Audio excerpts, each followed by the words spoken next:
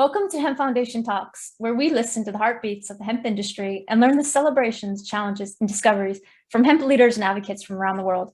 I'm Rebecca, International Business Officer with the Hemp Foundation and your host. Today's guest is Steve Groff. Steve Groff and his family farm 200 acres of cover crops for seed, pumpkin, hemp, and heirloom tomatoes in Lancaster County, Pennsylvania. Some fields have been continuously no-tilled for 40 years. He has spoken all over the US and in a dozen other countries.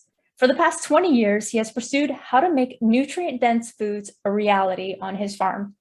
Steve is developer of the famous Tillage Radish cover crop and is the founder of Cover Crop Coaching, which educates farmers and farm advisors about effective cover crop use and soil health principles.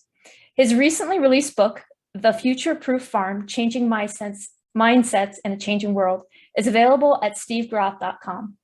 CedarMeadow.Farm was started in 2020 to market the unique CBD hemp products grown on Steve's Cedar Meadow Farm.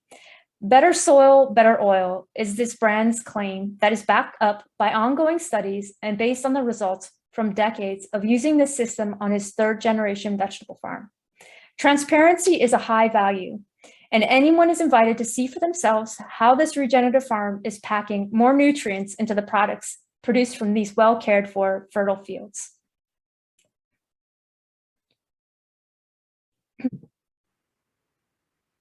Welcome. I'm so glad to have you on the show and just to learn more about your expertise in farming. I know you have a vast experience, not just in hemp, but in farming in general, and you're an expert on regenerative practices that bring more nutrients to our soil. So please introduce yourself, share a little bit about your background and what led you to, farming and then deciding to grow hemp as well. I'm Steve Groff from southeastern Pennsylvania, Lancaster County to be exact. I'm a third-generation farmer living actually in the house that my grandparents bought in 1935. Wow. And my son and his wife are working with us here in the farm, and now they have a son, so we might have the fifth generation here in line to keep caring for this land. Wow. And that's an important aspect of what I do. And I said 30 years ago, I kind of made a little mission statement that said, I will farm this farm in such a way that the soil is in better condition than when I found it. Well, wow. we way surpassed that now with our use of regenerative agricultural principles of no tillage, use of cover crops, diversity, having the soil covered year round with living roots year round. And I'll just say through my journey here, I first was introduced to hemp in 1999.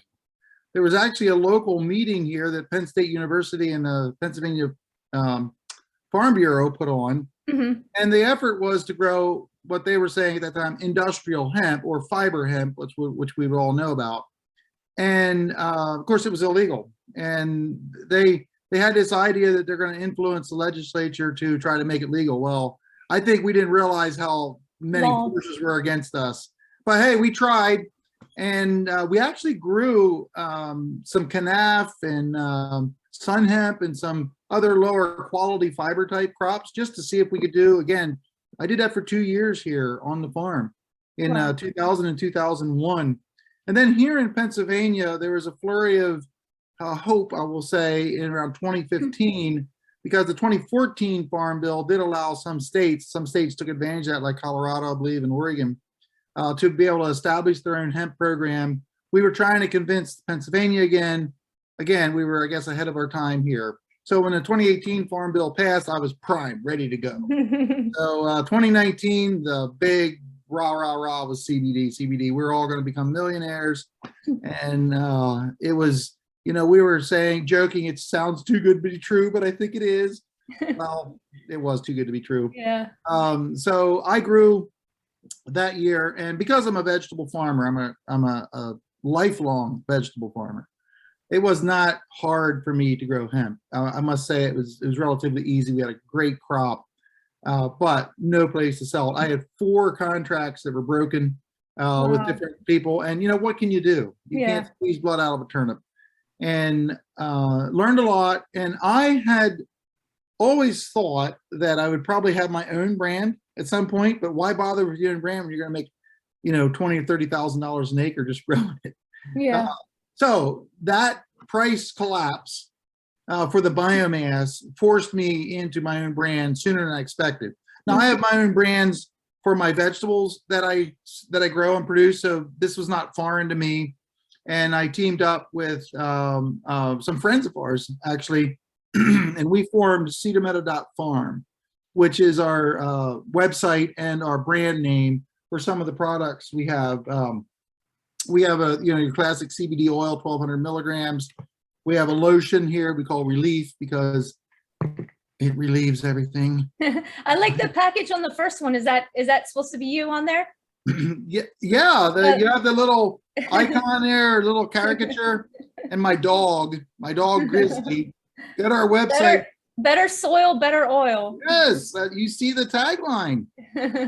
Well, we're backing that up.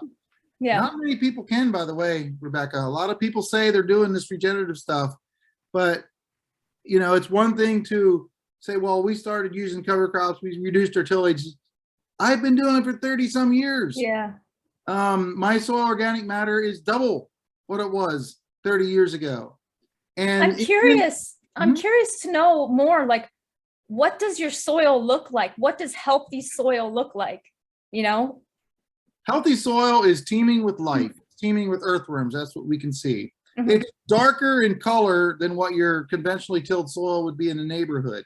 Now, that's all a factor of how dark it is, what the parent material would be. That being said, it's always darker in color because you're getting more carbon into the soil. When you walk out into a healthy soil field, you can almost feel it in your walk. It's not hard crust on top or anything like that. It's like all spongy, kind of. Yes, more spongy. There's other things that, what it looks like is kind of beyond that, where we have water infiltration. When it rains, we have these heavy rains, we're able to absorb it. We have cover on top, the leftover from the cover crops we grew, and that will keep the soil from eroding away if you have any kind of slope like I do on land. But keeping the soil covered also keeps the microbes happy. There's one thing that does annoy me a little bit in the hemp industry, and it's kind of my mission to help with that, is that we all know that hemp is really good at sequestering CO2 and putting carbon into the soil. Right. But if a farmer tills his soil up and makes raised beds to grow like CBD hemp and then uses plastic, he's mitigating everything he gained by the hemp. He's just releasing it. Yeah, not keeping it into the soil. Right.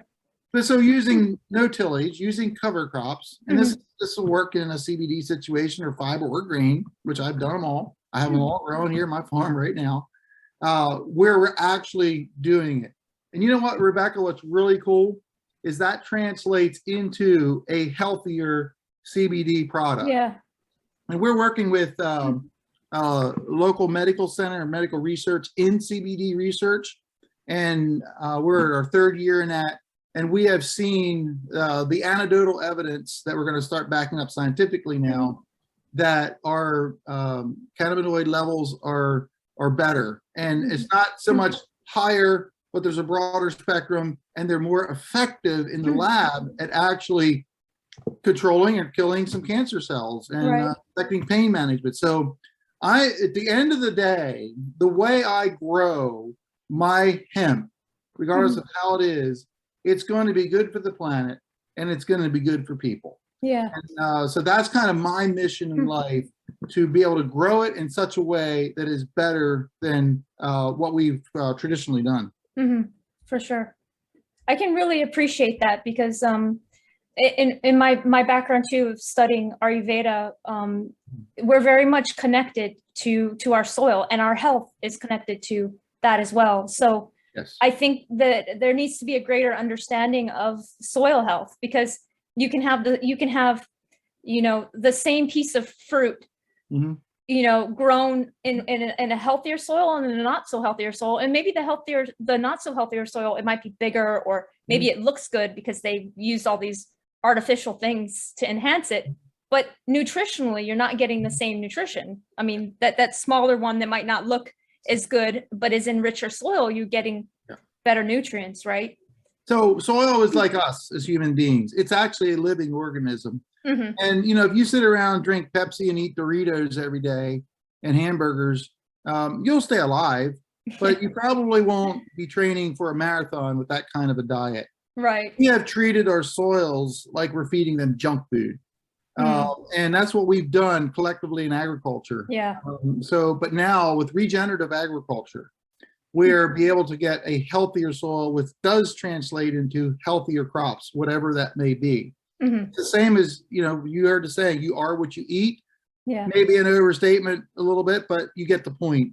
Yeah. So, you know, we're going beyond just trying to save the environment or save the planet here. We're trying to actually provide a healthier food product. Or in the case of fiber, it's grown in such a way that is better for the planet. I'm excited about the grain side of it. It's not, you know, totally legal everywhere yet to put grain into animal feed. Particular, it's kind of weird because you can go to the natural food store and you can buy it. Yeah, but you can't give it to the animal. It's illegal to feed it to your cow. What's up with that? It needs more research. It doesn't make sense. It's been around for thousands of years. Yeah. Here, it's just kind of, if you can't put up with some crap in this industry, you're not going to survive. Yeah. There's some things that just literally make you shake your head. And it's unfortunate, honestly. It is. I think there's other powers at work that are kind of against our success, whatever that may be. But I'm here to be a champion to get this good quality, healthy food into consumers' hands, whether they're using it themselves or for their animals or clothe themselves or make, you know, we can replace plastic. Yes. With the hemp herd and we can replace so many things. It's like, this is like a plant that God made for us. Yes. Let's use it. Yes. Amen. Yeah. So with your experience in doing the cover crops, I imagine also it's very specific to your area, right? And knowing what is going to be best for your climate and all that. And I know that you've been around the world and educated other farmers and stuff around this. Maybe you can share a little bit more as far as looking at things from diversity perspective, right? And what is your best tips for other hemp farmers around, and understanding what cover crops would be best and how to do it, you know, just a basic overview of how to do it right. The fundamental principles of soil health and using cover crops are the same regardless of where you're at around the world. The application of them is very much correlated to your geography. It's like, let's just take a common crop like corn. The corn I plant here in Pennsylvania is different than they plant in Maine, or they plant in North Dakota, or they plant in Florida. It's still corn, but it's different. Right. Cover crops I use here in Pennsylvania, there's some cover crops that have application a lot of places, but some they only work in certain areas, I'll say. And this is where we're at a point now, we're down this road enough that cover crop advancement, cover crop education, cover crop experience, we're starting to really dial in what are the best species or the best mixes in any given geographical area. My advice to farmers is the first thing you do if you're looking into this and want to use more cover crops, try to find someone in your area, your local geographic area, that is doing what you want to accomplish. So you've got to first back off and say, well, what do I want to accomplish? Why do I want to grow this cover crop? Is it to get nitrogen out of the air like legumes, like hairy vetch, crimson clover, and peas do? Or is it I want to use a grass type that holds nitrogen into the soil or just covers the soil over the winter? There's a lot of strategy into knowing how to do this. I like to say that cover cropping is a very simple concept, but very complicated to make it effective. And that has to do with a lot of, because we collectively don't know a lot yet. We're learning quickly in the past 2 years, and there's lots of information out there. So if a farmer identifies their objective, try to find a farmer in the area that is doing that. And if you can't do that, then you start going broader. There's plenty of stuff on YouTube, the internet. Of course, you got to be careful there and be able to filter it through your geographic area, but get ideas. Right. Go to field days, go to events that talk about soil health and so forth, and learn all you can. That's my first elements of advice there in order to be successful. The other thing is start small, because there is a fine profit margin in almost all of agriculture, and farmers. One of the barriers is that farmers don't get into this because it's something new and they can't afford to have a bad year. They can't afford a mistake. But learn what you can, start small, and then you have to kind of find your own way. Just like every single hemp farmer, they find their own way. Nobody's a true cookie cutter. Yeah. You find your own way with your situation, your knowledge, your equipment, and all that. So you got to start though. Yeah. To be able to learn, and then you build upon the successes and learn from the failures, and you go from there. I think that's right on what you said too, starting slow. And I think with the whole CBD gold rush, a lot of people grew so much and then they had to burn things. And there was a lot of trial and error, which I think a lot of people learned things, but then a lot of people got discouraged and stopped, growing at all. So I think that's very wise advice to take things slow, right? And I think farming, it takes patience too, right? Yep. I can really appreciate the many years that you've worked on that soil and to get it to the rich nutrients that it is today. That's pretty admirable. So what is next for you, for the farm? What do you envision as far as, the market coming up? What are the challenges that you see, and where do you see your space in advocating more for hemp and all the many values that we can utilize it? So I'll go through the three different aspects that I'm working on: the CBD market, the fiber, and then the grain. So the CBD market, we have now established brand. We're marketing. We're on the internet, CedarMeadow.Farm. We're on there. That's in place. Our current growth status is we have the foundation in place. Now we're getting out into the market. It is a crowded space, but I have a unique story. And not only is the story unique, it's not clever in the sense that we're going to sell you something you don't need. Yeah. We have a product that is actually very, very good. And I'm very transparent. I tell people, you can come to my farm. We are single farm sourced. What I grow, what is in the bottle is what I grew. So you can trust that. And we've done it tested so many times, and it just continues showing up good. But testing is really not the end game. Yeah. It's what consumers experience. So we have tons of 5-star ratings that we don't play any games with our marketing. What you see is what you get. We're not, there's all kinds of tricks people do to make your, look better than you really are. We're out there. So that's the CBD thing. We're ready to launch more in a nationwide effort and distribution, but online sales is our key component right now. So as far as the fiber goes, I'm involved this year with a USDA grant that the Heartland Industries got from the USDA, and it's really looking at the soil health influence that hemp does. So it's a 3-year project, and I'm one of several sites around the nation that they're testing the soil before planting, during the season, after planting, and then subsequently the next 2 years.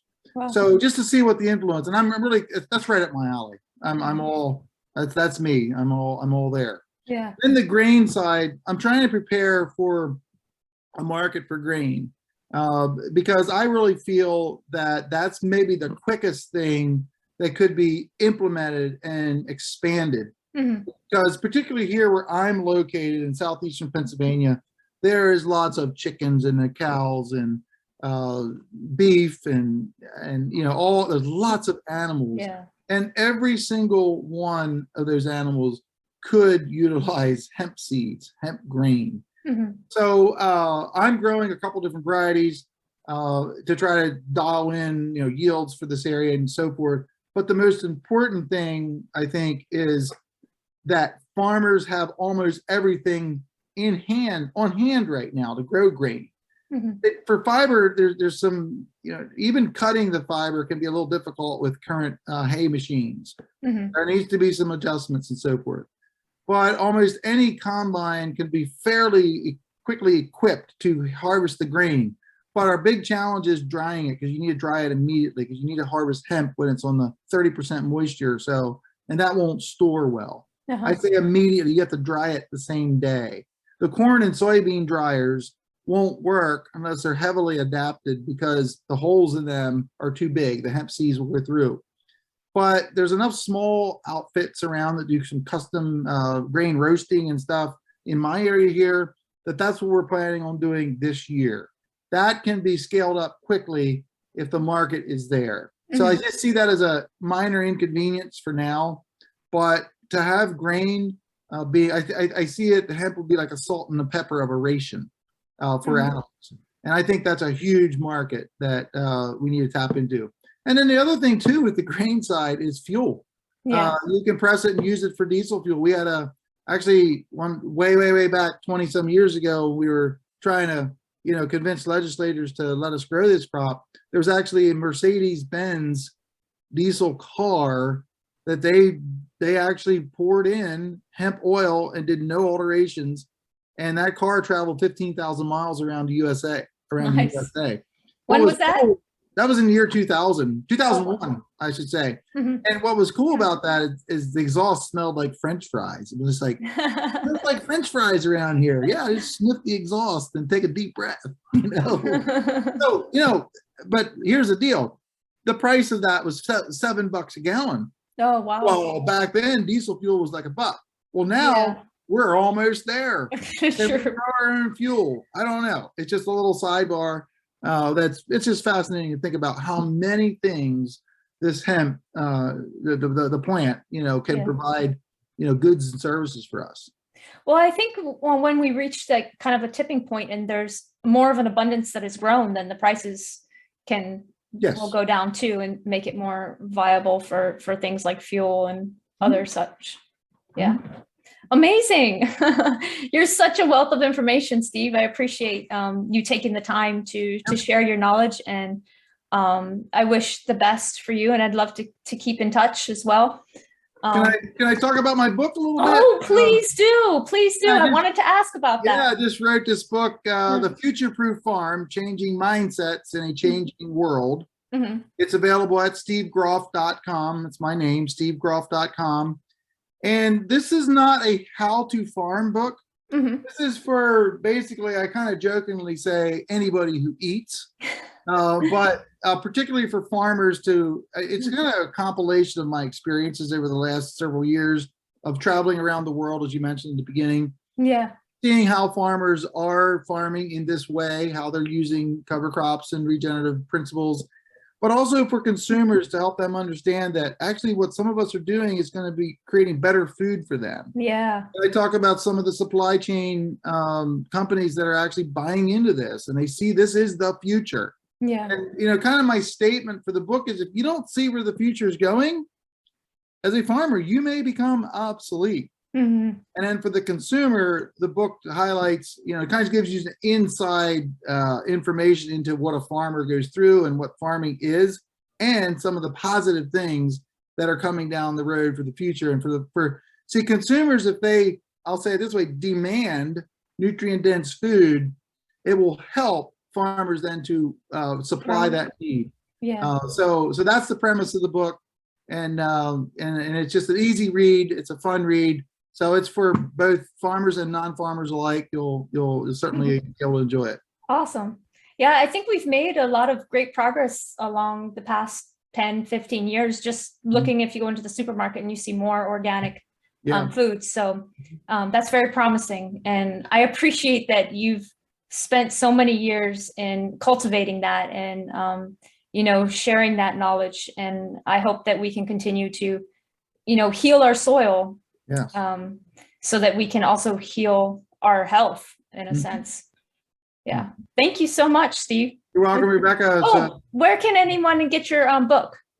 Well, stevegroff.com. Just go to there and you'll just see the links there. And then the CBD products are CedarMeadow.Farm. But both those sites are there. There's links to them in both ones. You get on one, you can get everything. Perfect. We'll link you on the video too for LinkedIn, so anybody can contact you as well. Awesome. All right, thank you. You're welcome. Thank you for listening to Hemp Foundation Talks. Hemp Foundation is a nonprofit social enterprise on a mission to provide solutions for our current ecological crisis. Hemp Foundation and their brand Uki has created a value chain from village farms to the marketplace, utilizing the many benefits of hemp to overcome deforestation, fight plastic pollution, and support regenerative practices to heal our earth. The foundation supports over 250 small village farmers in the Indian Himalayan region. In addition, they employ widows and women in the production of over 500 hemp products for the marketplace, from clothing to food to hemp bags, a large range of textiles, embroidered fabrics, home goods, and even hemp bioplastic. To learn more, visit hempfoundation.net.